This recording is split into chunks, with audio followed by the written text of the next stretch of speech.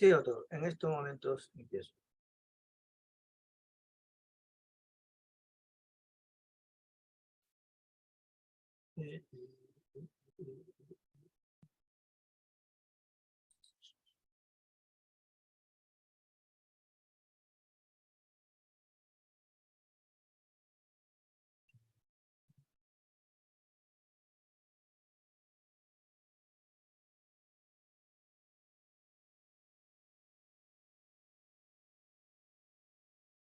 Sí, se ve, ¿no?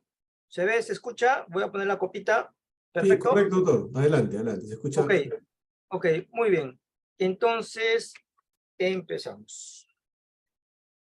Tiempo, listo. Voy a poner la copita. Bien, definitivamente tengo que agradecerle al doctor Guevara porque su brillante y completa explicación y exposición respecto al tema de la clave roja a mí me va a permitir hacer mi exposición mucho más fácil. ¿Sí? Allá va. Bien, voy a hablar de definiciones, clasificación, que ya lo hizo el doctor Guevara, el cuadro clínico, manejo, fluxogramas y los errores frecuentes que no debemos de cometer. La definición ya la dijo el doctor, ¿sí?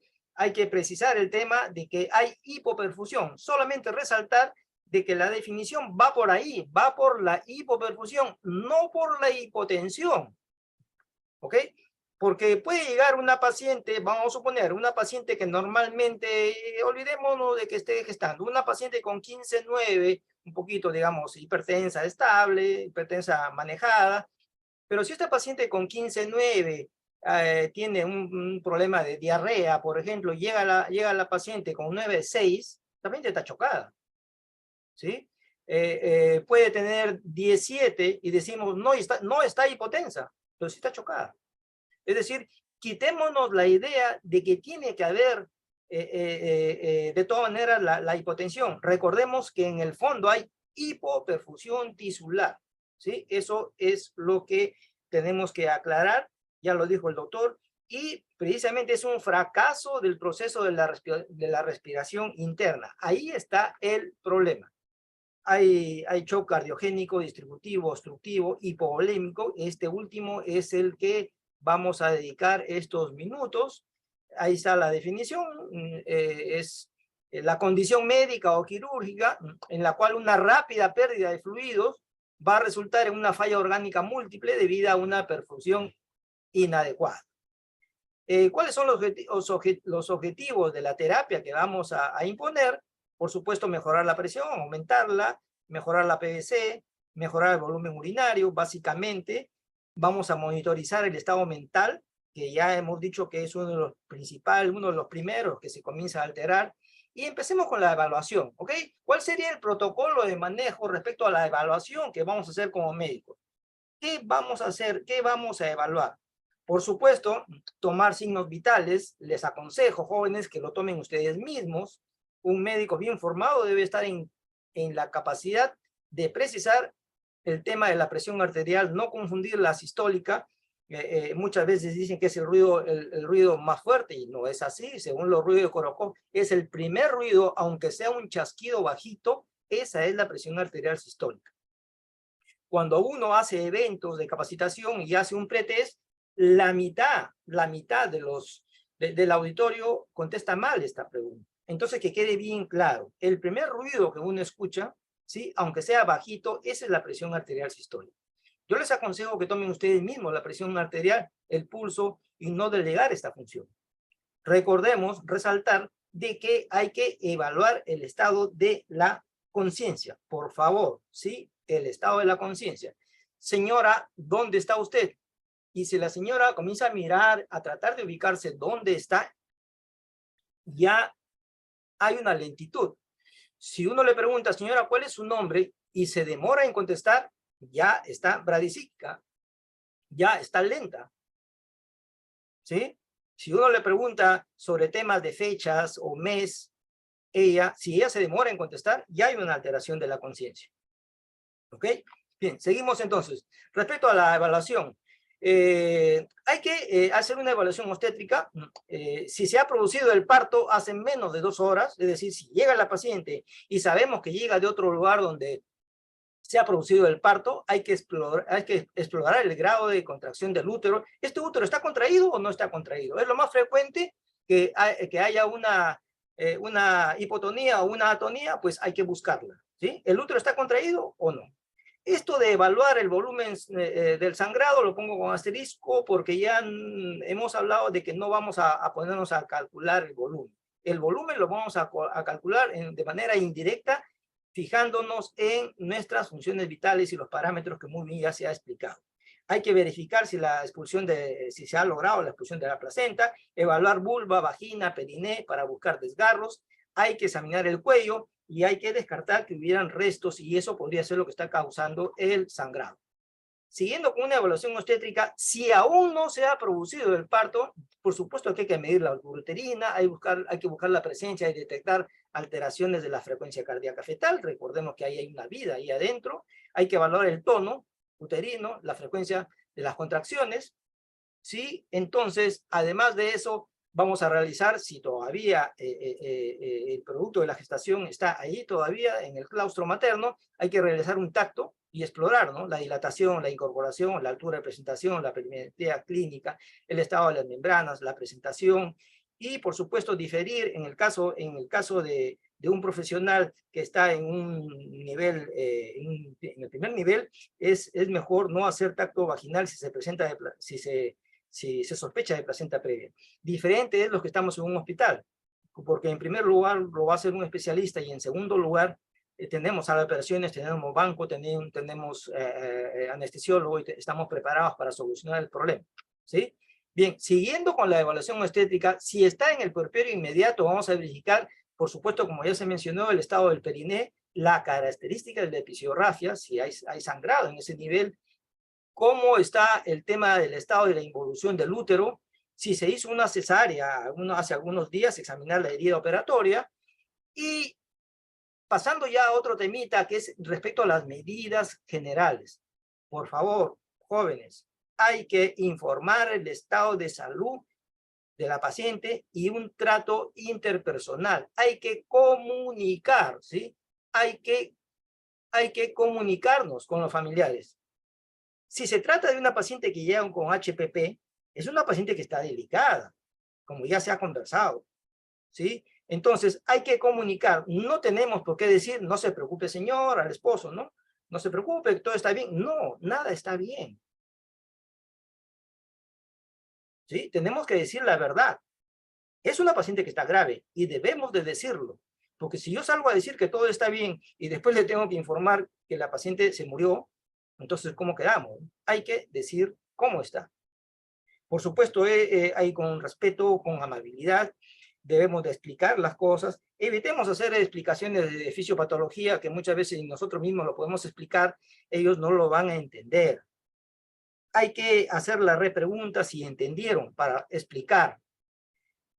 Hay que preguntar qué fue lo que ocasionó esta emergencia, hay que preguntar de dónde viene, qué fue lo que lo causó, hay que hablar con el acompañante, hay que asegurar una adecuada privacidad durante la atención, hablando de derechos, por supuesto, ¿no? Registrar el diagnóstico inicial en el libro. Y respecto a una pregunta que ya han hecho por ahí, le agradezco la pregunta, es referente a que si se puede tomar el parámetro del índice de shock para referir. Por supuesto, claro que sí. Definitivamente el índice de shock es muy importante porque fíjense ustedes, ¿a quién le interesa el índice de shock? Al que recibe a la paciente en primer lugar. Porque cuando la paciente llega a UCI, ya ha sido manejada, ya en shock trauma le han administrado líquidos. Cuando llega a UCI, ya la paciente está más estable y los colegas intensivistas tienen otros parámetros. El índice de shock es muy importante, muy importante. Es muy importante para el médico general de la atención primaria, el médico serumista que recibe a una paciente en un centro de salud periférico de primer nivel. Sí, por supuesto. La respuesta es afirmativa y la voy a ir aclarando a través de la exposición. Ya mencionó el doctor sobre la buena ventilación, el confort, las piernas elevadas, también ya lo mencionó, el abrigo, la vía aérea. Bien, vamos a hablar sobre fluxogramas. Esto de la hora de oro y los 10 minutos de platino, como ha mencionado el doctor Guevara, por supuesto, totalmente de acuerdo. Este cuadro ustedes ya lo conocen, ¿sí? Fíjense ustedes, acá, cuando ya está en clase 3, ¿sí? Recién hay hipotensión. Pero fíjense ustedes, o sea, la enfermera, los teta, nos va a llamar acá, en la clase 3. Y fíjense ustedes, no falta nada para la clase 4. Y luego sigue la disfunción multiorgánica y luego, por supuesto, la muerte, ¿no? Así que no esperemos hipotensión para empezar el tema de la resucitación. El mismo cuadro, simplemente que hace la aclaración de grado 1, grado 2, grado 3 y grado 4 y tomar el parámetro, como se dice, el de mayor compromiso. Esto también ya mencionó el doctor Guevara, el estadio 1, el estadio 2, el 3 y el 4.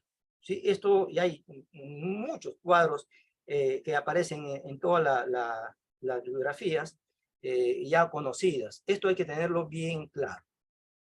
¿Sí? Bien.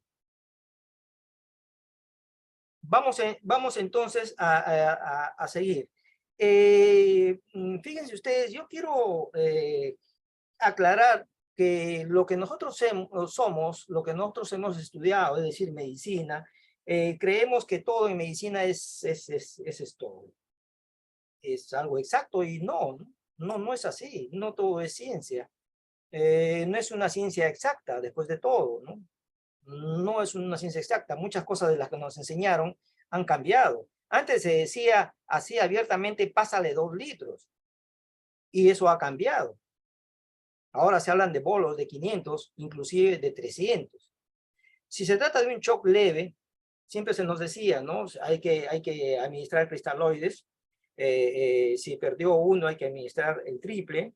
Y ese es el límite, entre 3.000 y 4.500. Si es leve, no, lo más probable es que no necesite transfusión de sangre. El moderado, ¿sí?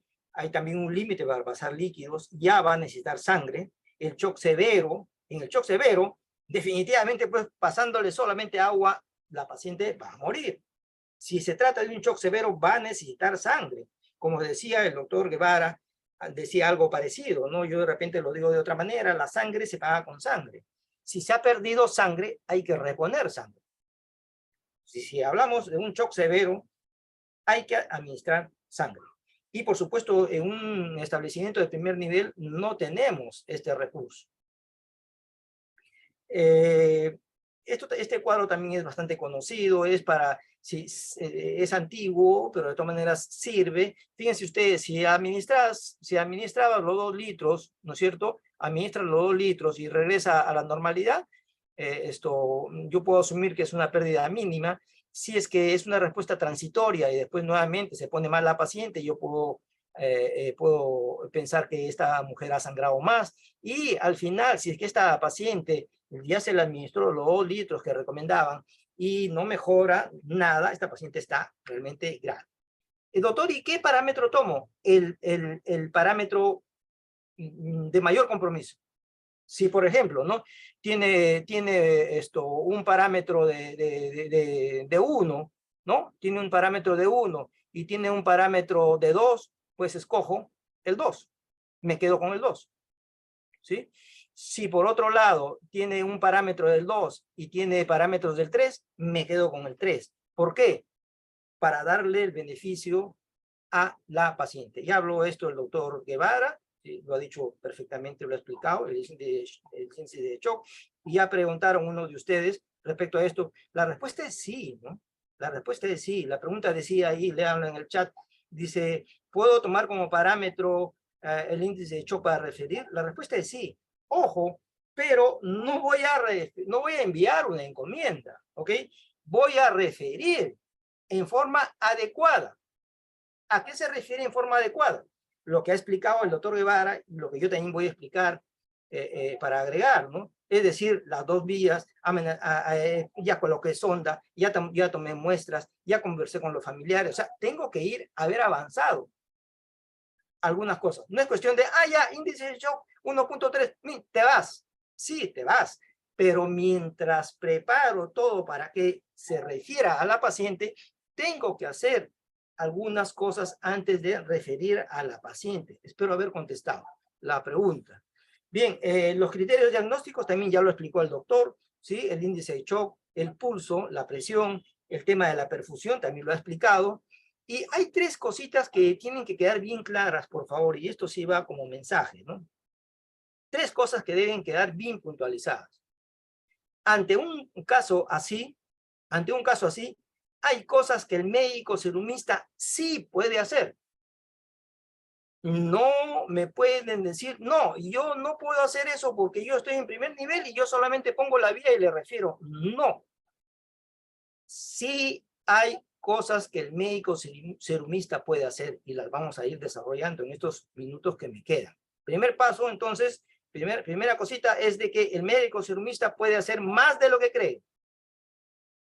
El segundo punto es que la referencia debe ser oportuna y adecuada, para no hacerle perder el derecho a la paciente de continuar con su manejo en un establecimiento de salud de mayor capacidad resolutiva. Número 3, si no hacemos esto, la paciente recibirá una atención de mala calidad, porque estamos impidiendo la continuidad en la atención de su salud. Y por lo tanto, si yo estoy colisionando con el tema de la continuidad en su atención, por supuesto que estoy atentando contra sus derechos. Le estoy quitando el derecho a que ella acuda a un establecimiento de mayor capacidad resolutiva y pueda recibir lo que voy a describir. Siempre el alumno, el interno, muchas veces pregunta, doctor, ¿qué hago primero? ¿Primero pongo sonda? ¿Primero pongo la vía? ¿Primero le pongo? ¿Qué hago primero? La respuesta ahí está en los muñequitos, ¿no? Yo les digo, grita. ¿Cómo, doctor? Lo primero que tienes que hacer es gritar. ¿A qué me refiero con esto? Gritar, o sea, convoca, ¿no? Convoca a tu gente. Ya decía el doctor Guevara, ¿no? Lo que tengas, ¿no?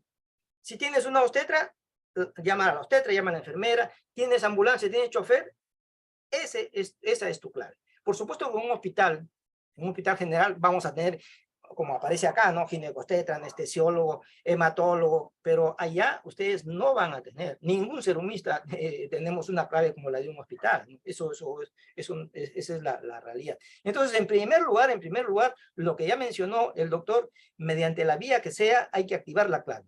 Eso es al empezar, el minuto 0, que se cuenta a partir de que llega la paciente al establecimiento de salud, que se llama pedir ayuda, o como aparecen ahí estos niños gritando, ¿no? Primer paso, entonces, pedir ayuda. Solo no vas a poder.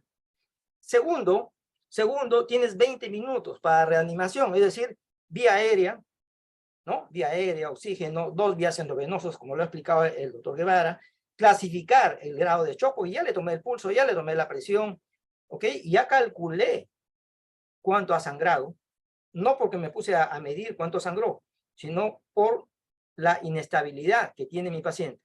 Empiezo con fluidos, aquí dice transfusión, pero no es el escenario de un serumista. Darle confort y empiezo con mis fármacos, ¿ok? Y sigue entonces el tiempo. ¿Qué hago? En el siguiente tiempo? Tengo que investigar el perfil, la oximetría.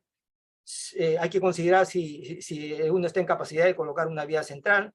Registro los eventos, evacúo vejiga, coloco una sonda Foley. Yo les decía, ¿hay cosas que podemos hacer? Sí, por supuesto. ¿Puedes hacer un cube? Claro que puedes hacer un cube. La compresión uterina bimanual externa. ¿Puedes hacerlo? Por supuesto que puedes hacerlo.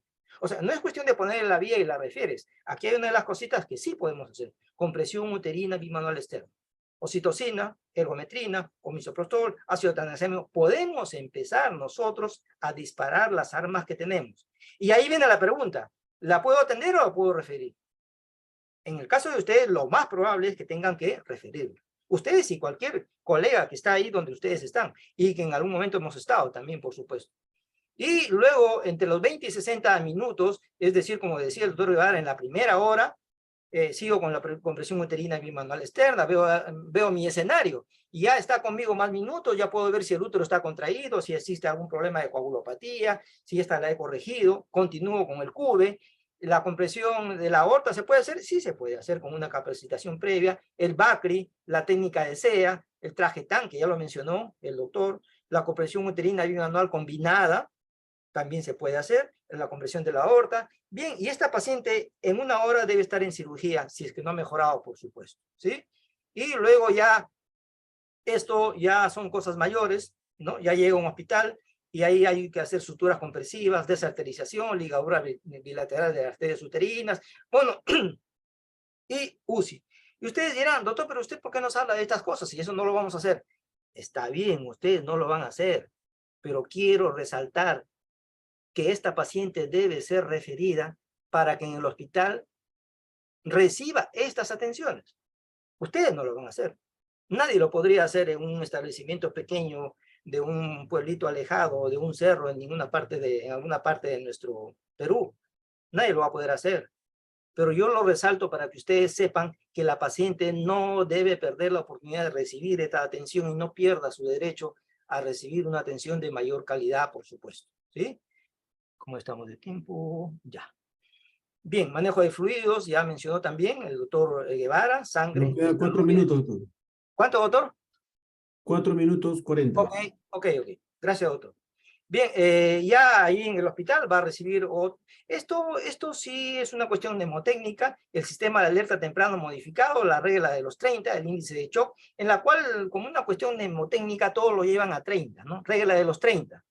Asumimos que es una paciente con 30% de pérdida de sangre, el pulso ha aumentado en más de 30 de lo normal, la frecuencia respiratoria está por encima de 30, la presión arterial sistólica disminuyó en 30 y la diuresis es menor de 30 por hora. Todas esas cositas me hacen una cuestión mnemotécnica como para yo estar y decir, es un shock, y no decir descartar shock, porque ya vuelvo a repetir, ese descartar shock no sirve para nada, sirve para confundirnos nosotros mismos. A la izquierda en inglés, a la derecha en castellano, lo mismo, simplemente que bien explicadito, todo lo que se ha mencionado, todo lo que mencionó el doctor Guevara, y aquí simplemente lo resalto. El CUBE, ¿sí? Esto que parece traumático, esa mano que ingrese a vagina, no va a ser posible en una paciente que no sea puérpera, pero en una paciente puérpera, por los cambios fisiológicos y anatómicos que ha tenido como gestante y ahora puérpera, una mano así con puño cerrado sí entra en una vagina. Exploración uterina manual, la compresión de la aorta. Este cuadro sirve para resaltar que si alguien en el manejo activo usó misoprostol, no debería duplicar la dosis. Si usaste en el manejo activo citocina o algún otro medicamento, ¿puedes repetir la citocina? Por supuesto. Dargometrina también. Pero si usaste misoprostol, no lo deberías de repetir. Y ya una dosis recomendada por FIGO, una dosis única, ya tiene efectos secundarios. Si dupleteamos la dosis de misoprostol, nos vamos a meter en problemas. Este es un fluxograma de manejo. Recuerden ustedes que no todo es atonía uterina. Hay que fijarnos bien, ¿es atonía uterina? Pues si es atonía uterina, entonces yo daré uterotónicos. Pero hay otras cosas que tengo yo que descartar y el tratamiento definitivamente, por supuesto, es diferente. Este es todo el arsenal que tenemos, farmacológico, quirúrgico y otros. El ácido tranexámico que ya mencionó también el doctor Guevara. Esto también ya lo ha mencionado, el traje anti-shock, que es un tema de seguir consolidando este tipo de reuniones, pero ya tendrían que ser cosas en vivo para poder aprender el tema del traje TAN, que ya mencionó el doctor. El BACRE, la técnica de SEAS. Recordar que no todo viene a ser histerectomía. Imagínense ustedes una mujer joven de 22, 24 años, que en mi menú no tenga otra cosa que más que todo sea hacer solamente histerectomía, pues imagínense ustedes, le desgraciamos la vida a esta mujer, ¿no? Y si encima este primer bebé falleció, estamos amputándola y eso no sería una buena calidad de atención. Bueno, doctor, ¿y usted por qué nos pone esto? Estas imágenes las pongo para que ustedes sepan lo que nosotros o un ginecólogo puede hacer en un hospital y no le quitemos la oportunidad a esta paciente para que reciba estas atenciones. Si nosotros no la referimos, esta paciente no va a recibir esta calidad. Bien, no olvidar la causa primaria, ¿sí? Y jóvenes, esta diapositiva va para ustedes, se las voy a leer, ¿sí? Ya con esta termino. Jóvenes, yo les digo lo siguiente, cuando vayan a sus serums, llevarán una mochila ustedes, una mochila que va a estar llena de ilusiones, por supuesto, porque un médico joven, por supuesto, vamos con muchas ilusiones. Cuando ustedes regresen, de esa mochila va a estar llena de errores y de aciertos, que van a formar parte de su propia experiencia, porque a través de los años nos hemos equivocado, por supuesto, nadie duda de eso. Tenemos errores, pero por supuesto, definitivamente que son más nuestros aciertos. Cuando ustedes regresen, van a llegar con esa mochila cargada. Yo lo que les deseo es que esa mochila esté más cargada de aciertos. Prepárense bien como profesionales para que esa mochila se llene más de aciertos que de errores y que aún esa mochila todavía contenga esas ilusiones que llevaron. Yo les recomiendo a ustedes que pongan en práctica lo que han aprendido con un enfoque integral. No olviden que ustedes son médicos generales, así empezamos. Identifiquen los factores de riesgo. Quédense con los pacientes que pueden manejar. Los que vayas a referir, hazlo en forma oportuna, habiendo instaurado un tratamiento inicial adecuado, que es lo que hemos venido insistiendo desde las 7:30 hasta ahorita. No olviden ustedes asegurarse de que el paciente y sus familiares se adhieran a la referencia.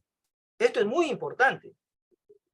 Escriban la historia clínica y háganle firmar esa referencia, porque ellos podrían no acudir y cuando venga va a venir peor, ¿sí? Bien, muchas gracias.